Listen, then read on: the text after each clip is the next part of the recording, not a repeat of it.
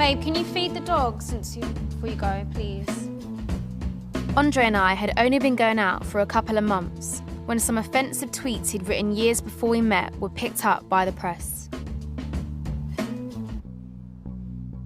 He wrote them 8 years ago, and I know now that those tweets were a blatant example of colorism. I will never know what it feels like to be a dark-skinned woman, but seeing those tweets really made me feel a bit sick.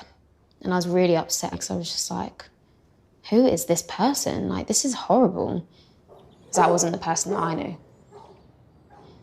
When they surfaced, my heart sank.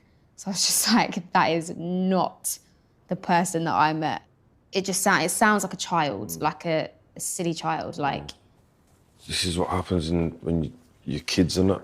You do become a product of your environment.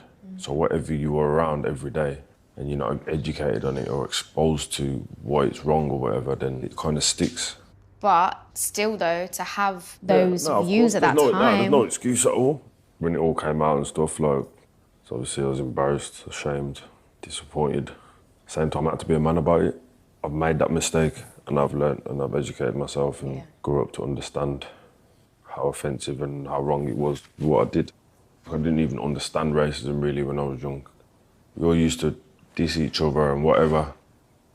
There's never obviously any malice in it, but again, it's not obviously an excuse in it. And being from a Jamaican heritage, it's a tough one. I think it's maybe a bit of self-hate, whatever. Well, at the time, for yourself?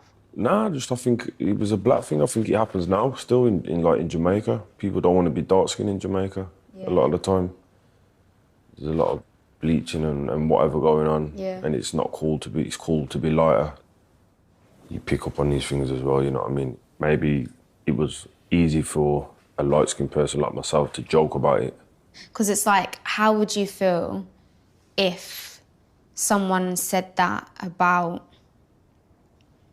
I don't know, like your cousin, your auntie, or like, I don't know, we could have a child and it come out darker than us. Like, you just don't know, do you? Like, that sort of view on dark-skinned women especially, there is a lot of anger and there is a lot of, a bit like, I'd say trauma.